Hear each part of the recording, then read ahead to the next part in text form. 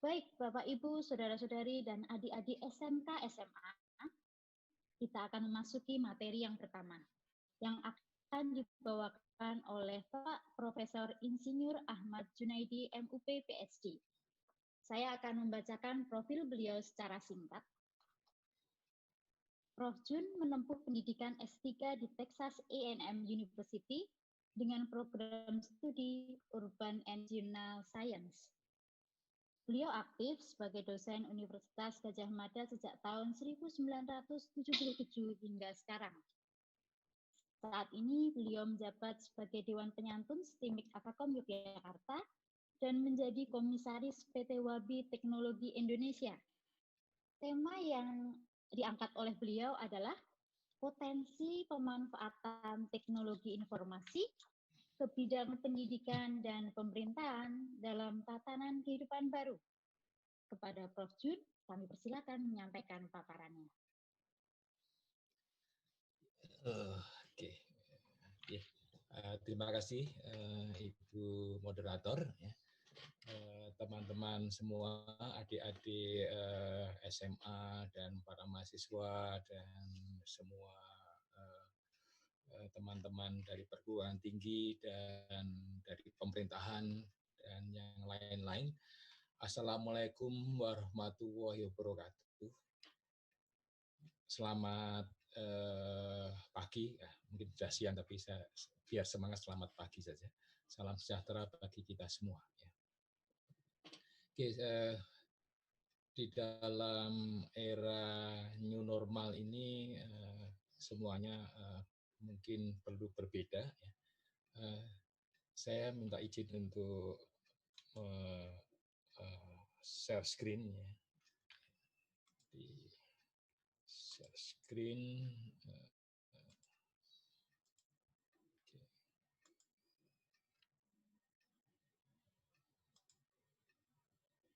Ya,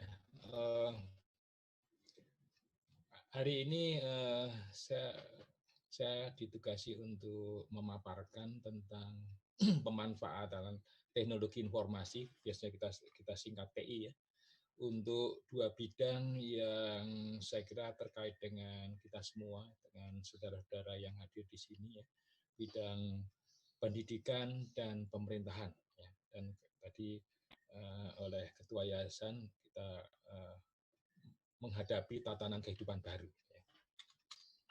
Di tatanan kehidupan baru itu tidak bisa kita elakkan ya. Waktu kita di zaman kita sebut old normal, normal lama gitu ya. Lalu pada saat pandemi ini kita jatuh bangun ya. Kita harus tetap survive, harus tetap hidup dan kita kemudian melangkah ke new normal. New normal itu sebetulnya suatu saat di mana kita sedang berjuang ya. Nanti kalau sudah berhasil mengalahkan COVID dan mungkin COVID masih ada tapi kita menang gitu, kita akan menapak pada recovery ya di next normal nantinya ya. Dan kita harus menyiapkan itu semua. Di pada intinya kita tidak bisa kembali seperti dulu lagi, kita harus berubah ya. Salah satu perubahan yang dituntut itu di dalam suatu konsep yang dilontarkan oleh banyak literatur ya. Jadi dalam menghadapi keterampilan pada abad 21 ya, dan juga revolusi industri 4.0 ya, itu seperti di slide ini ya. Ada kemampuan keterampilan learning and inovasi, data literasi, teknologi literasi, human literasi, life and career skill, information, media and ICT literasi. Ini hampir semuanya terkait dengan kita hari ini gitu ya, tentang transformasi digital. Ya. Dan alhamdulillah tadi diterangkan oleh Bapak Ketua STEMIK ya, bahwa STEMIK Akalkom akan menjadi universitas ya dengan banyak fakultas sehingga akan terjadi suatu pertemuan antar bidang ilmu ya. Fakultasnya tidak hanya terkait dengan teknologi informasi saja, tapi banyak fakultas-fakultas seperti mungkin Visipol, ekonomi, dan itu akan membentuk suatu multidisipliner. Ya. Nah, bidang ilmu itu akan bergerak ke multidisiplin, lintas disiplin, dan transdisiplin. Dan supaya mereka terintegrasi itu perlu ada yang menyatukan. Alhamdulillah STEMIK Akakom ini akan menjadi universitas yang keilmuannya akan diikat oleh suatu kesamaan, yaitu warna teknologi digital. Roh dari teknologi digital itu mengikat semuanya. Jadi baik nanti di fakultas yang berbau teknologi maupun fakultas yang non saja akan ada teknologi digitalnya. Ini akan mengikat menjadi multidisipliner, lintas disiplin. Dan ini menjawab tantangan abad 21 yang dilontarkan di dalam literatur seperti ini. Oke, kami akan menukik kepada bidang pendidikan dan pemerintahan saja, meskipun di dalam pandemik ini kita punya suatu hikmah, ya. Jadi ada percepatan transformasi digital di semua sektor. Bahkan pasar-pasar tradisional itu sekarang menawarkan untuk pemesanan secara online. Semua kehidupan itu kemudian disuntik supaya survive itu memanfaatkan teknologi digital, transformasi digital. Tapi pada kesempatan ini karena kita berada di bidang pemerintahan dan kita ini pendidikan, ya, tapi kita melayani pemerintahan, maka ini fokusnya ke situ. Oke, misalkan aja nanti kita akan bahas lebih detail di slide-slide belakang. Jadi fenomena itu sekilas, ya, di bidang pendidikan misalkan siap atau tidak siap, semua dosen, termasuk dosen yang sudah tua seperti saya, yang dulunya dosen-dosen yang sudah tua itu tidak begitu suka kepada yang berbau online, ya, tapi sekarang terpaksa, dan kemudian terpaksa, terbiasa, dan suka. Jadi saya sekarang untuk kembali ke yang offline itu sudah agak malas, ya, jadi saya lebih suka pada pembelajaran online, meskipun beberapa hal kita masih harus tetap offline, ya, seperti praktikum dan sebagainya. Siap atau tidak? Ya. Di bidang pemerintahan, memang pemerintahan itu nggak ada yang memaksa. Jadi kalau di pendidikan, di bisnis itu akan saling bersaing sehingga terpaksa berubah. Pemerintahan memang tidak memaksa, tapi apa yang dilakukan oleh pemerintah saat ini itu kita lihat kemarin beberapa hari yang lalu itu Presiden mencanangkan ada integrasi data perkembangan kasus-kasus COVID-19. Jadi suatu sistem informasi, suatu aplikasi, suatu sistem yang dinamakan bersatu melawan COVID, gitu ya. Dan itu lintas lembaga. Jadi memang di dalam pandemi, di dalam masa depan itu integrasi antar sektor, integrasi data itu suatu keharusan di bidang pemerintahan. Nanti akan kita bicarakan lebih detail di belakang. Ini hanya mengapa kita fokus pada pendidikan dan pemerintahan pada pagi ini, ya, pada paparan saya. Selain itu, kita mengamati, kita menikmati perkembangan teknologi informasi yang begitu cepat, begitu canggih, ya. Sekarang ada drone, robot, ya, robot-robot digunakan di dalam melawan pandemi ini. Terus sensor di mana-mana, smartphone yang canggih, ya. Terus kemudian didukung oleh jaringan komunikasi data internet yang menyebar luas. Sekarang ini bisnis industri yang paling laku adalah yang menjual paket data, ya. Karena begitu hiruk pikuknya penggunaan internetnya. Dan ini juga software, aplikasi, informasi, termasuk hal-hal yang baru seperti kecerdasan buatan, analisis big data ini makin populer. Dan beberapa menjadi mata kuliah, ya, baru, gitu ya. Dan beberapa sampai Seperti coding itu mulai diajarkan di sekolah-sekolah dasar, sekolah menengah ya. Coding itu adalah mata kuliah wajib nantinya untuk masa depan. Ya.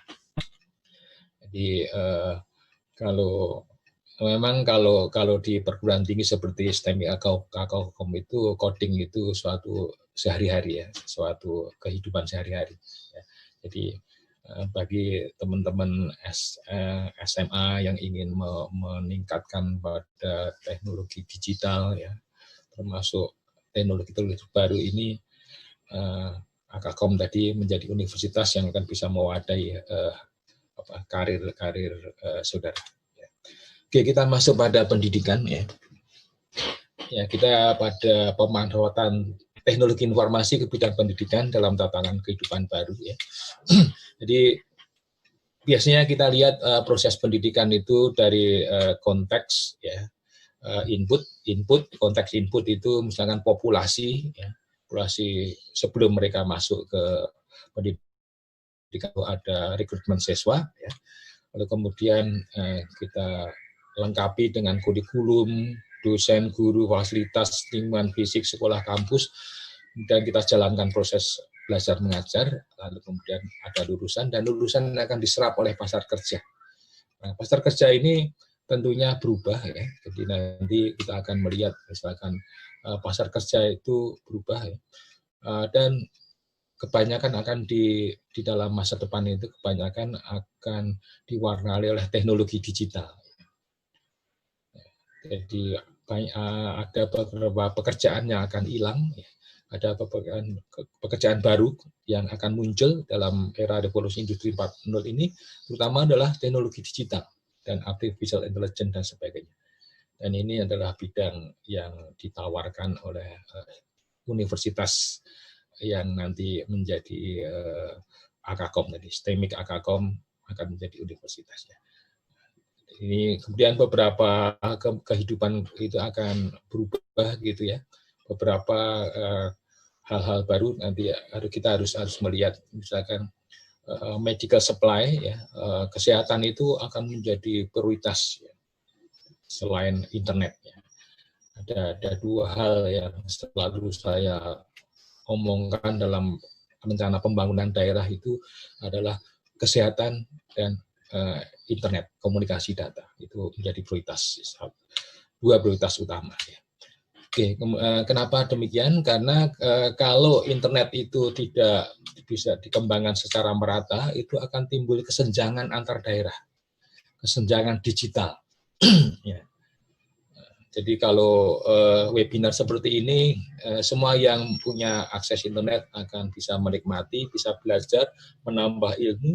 Jadi bayangkan di tempat-tempat yang terpencil, yang kalau mau ikut webinar seperti ini harus naik pohon, untuk dapatkan sinyal gitu ya, di situ 2 jam di atas pohon. Ini saya kira keadilan pemerataan akses digital, akses internet ini perlu sekali.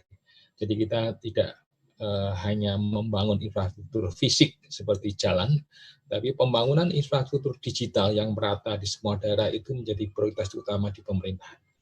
Ya, meskipun kita bicara tentang pendidikan, ini ada kaitannya dengan pemerintahan. Nah, kemudian kita berarti kalau sudah rata itu rekrutmen akan bisa dilakukan secara online. Beberapa pendidikan bisa blended ya, blended itu campuran antara online dengan offline ya. Dan mungkin selama beberapa semester ke depan ini kita mungkin lebih banyak online-nya, tapi lama-lama akan blended ya. Dan juga tadi itu mungkin karena agak tiba-tiba mengenai pandemi itu selalu tiba-tiba ya, suatu musibah, tapi ada hikmahnya. Hikmahnya kita harus siap menjalankan proses belajar mengajar secara online, dan ini perlu pelatihan. Ya. Jadi pelatihan bagi guru, dosen, ternyata tidak hanya membalik bahan PowerPoint untuk offline jadi online, itu pasti kurang menarik ya. Dan kurikulumnya, bahan ajarnya, cara evaluasinya ini juga perlu disiapkan. Dan semua perguruan tinggi saya kira sekarang sedang menyiapkan dan sudah banyaknya sudah siap. Ya. Jadi seperti saya tahu STEMIC, Akakom sudah siap dalam hal seperti ini ya, untuk perubahan-perubahan seperti ini. Termasuk lingkungan fisiknya ditata ya. Kalau dulu kita bebas sekali untuk berkerumun gitu ya, sekarang kerumunan dikendalikan ya dengan kamera untuk termometer gitu ya dan sebagainya ya. Oke, prosesnya pembelajaran blended campuran online dan offline ya.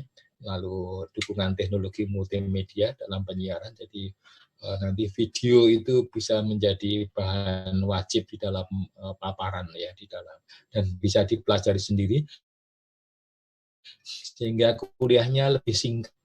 Kuliah online-nya itu lebih singkat karena hanya sedikit mengulangi, merefresh yang sudah dipelajari, lalu kemudian tanya jawab. Dukungan bandwidth harus ya, platform ya pembelajaran. Ya. Lalu proses pembelajaran berjejaring ya, semua seperti kampus Merdeka itu kita sebenarnya kan gotong royong pada di S1 itu pada 2 semester terakhir itu bisa mengambil dari tempat lain, bisa mengambil dari lembaga pendidikan lain, kursus, tempat magang dan sebagainya. Ya, ini proses pembelajaran berjejaring, ya, saling mengisi dan gotong royong. Ya. Oke, itu saya kira masa depannya memang ke arah sana dalam pendidikan. Dari peran dari transportasi, dari online, dari internet itu sangat penting sekali. Dan di pemerintahan memang ya, ini kita masuk pada bagian kedua tentang pemerintahan. Itu tidak terlalu dipaksa, tapi kita harus memaksa diri. Ya. Dan saya kira Presiden sudah memaksa kita semua untuk meningkatkan sense of crisis ya, bahwa kita ini krisis gitu, jangan hanya duduk saja, jangan saja seperti dulu ya, kita harus kreatif ya, out of the box ya. Jadi di sini integrasi, jadi kita bisa melihat secara sistem ya, bahwa antar pemerintah itu bekerja sama, berkaitan, terintegrasi datanya, terintegrasi langkah-langkahnya, antar kementerian juga demikian.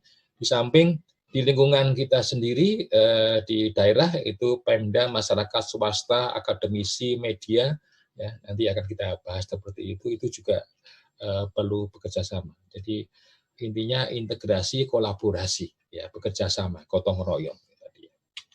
Dan juga semuanya ini didukung oleh teknologi informasi yang sekarang ini dikenal sebagai di dalam pemerintahan itu gerakan Smart City. Smart City ini tidak hanya teknologi sebetulnya, itu nanti kita bicarakan ya, itu inovasi-inovasi.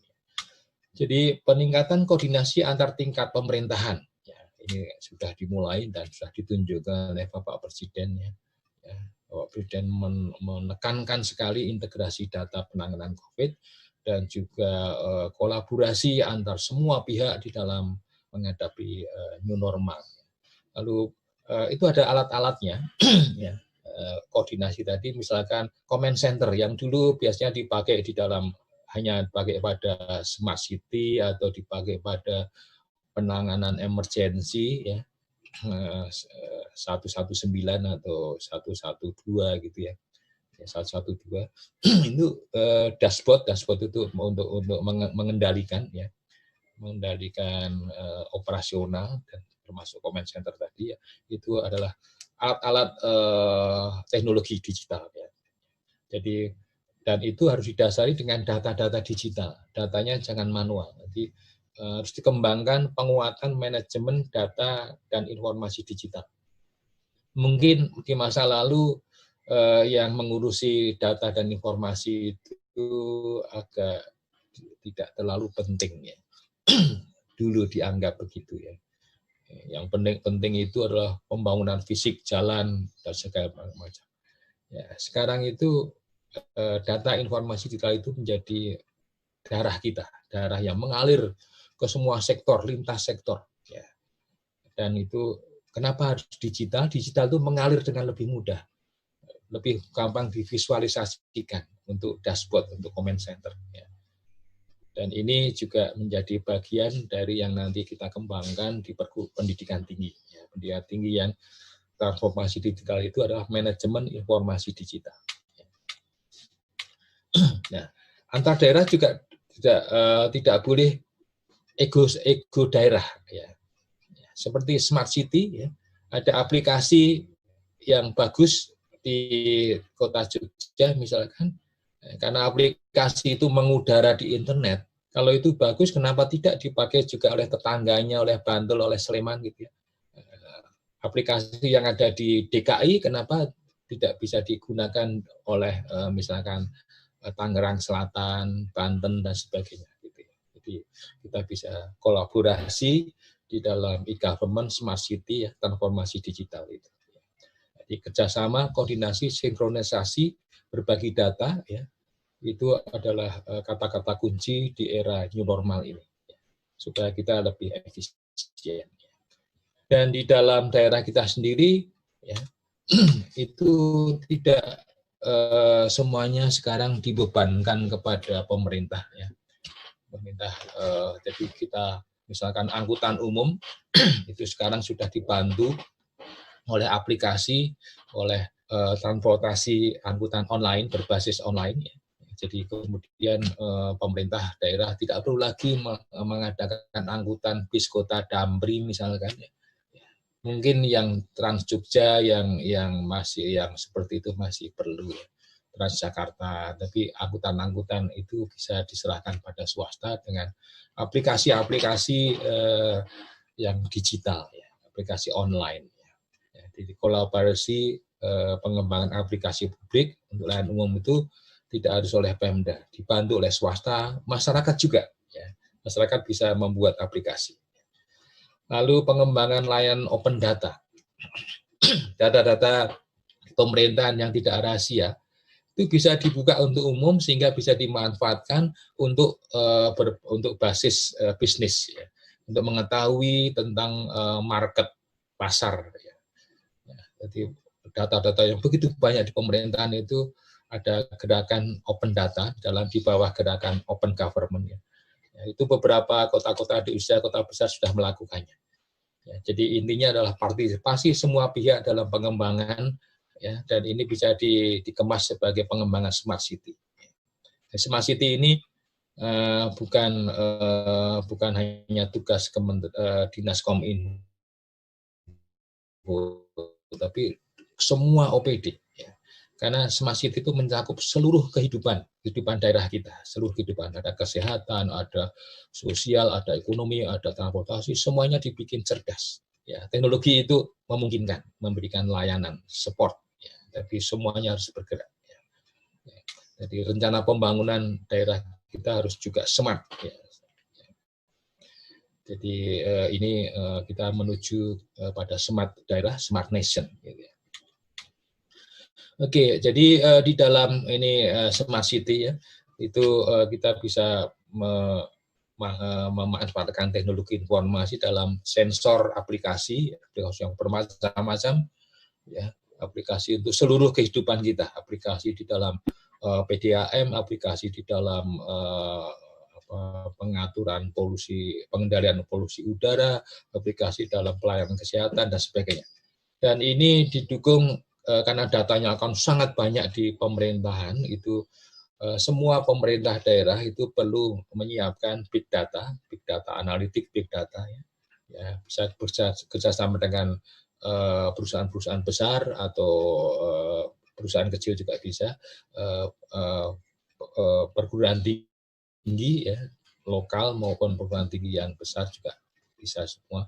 Saya kira artificial intelligence dan big data ini semuanya bisa, ya, konsultan maupun pendidikan tinggi, dan Pemda saya kira sudah mulai harus bergerak ke situ, ya, big data analitik, ya.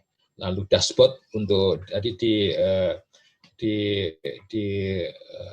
sekda atau di wali kota, gubernur, bupati, ya, seperti saya lihat di Bu Risma itu ruang kerjanya penuh dengan dashboard, ya, CCTV, ya. Dan lebih baik lagi ditambah dengan decision support system, ya, suatu dukungan TI untuk pengambilan keputusan secara cepat didukung oleh data digital, ya, data driven policy making. Ya, dan bisa digunakan juga di lapangan, di acting, ya, di layanan itu robot, drone, website, media sosial, aplikasi, ya, ini semuanya bisa digunakan. Jadi saya kira pemerintah daerah, pemerintahan di masa depan seperti ini, ya, ini adalah suatu refleksi dari revolusi industri 4.0. Kita harus bergerak ke sana. Ya. Mumpung ini masa pandemi ini, hikmahnya adalah percepatan transformasi digital sektor publik. Oke, saya kira sebagai penutup, ya, masa tatanan kehidupan baru ini membawa banyak peluang untuk percepatan transformasi digital di semua bidang kehidupan, ya, yang kita lihat sekarang adalah bidang pendidikan dan pemerintahan. Saya kira itu kita harus penuh semangat ke situ, ya, melangkah. Jadi tidak harus dipaksa. Kalau tadinya dipaksa oleh pandemi, ya, tapi kalau nanti pandemi sudah hilang, kita tetap harus bersemangat, ya, semangat untuk transformasi digital di semua bidang kehidupan. Saya kira itu waktunya saya kembalikan ke moderator. Saya tutup dengan terima kasih atas perhatiannya. Wassalamualaikum warahmatullahi wabarakatuh. Terima kasih atas pemaparannya Prof. Jun. Para peserta webinar, Prof. Jun memaparkan tentang penggunaan teknologi informasi pada pendidikan dan pemerintahan di era tatanan kehidupan baru. Dari sisi pendidikan dituntut untuk menyiapkan SDM yang mempunyai literasi data, literasi teknologi, literasi hubungan antar manusia, literasi teknologi informasi dan komunikasi, keahlian dalam berbagai masalah hidup dan karir, serta keahlian pembelajaran dan inovasi. Dari sisi pemerintahan, terdapat perubahan dalam hal koordinasi antar lembaga, peningkatan kerjasama antar daerah, peningkatan kolaborasi antar pemangku kepentingan di daerah, serta implikasi artificial intelligence dalam pengelolaan wilayah yang mengarah kepada smart city.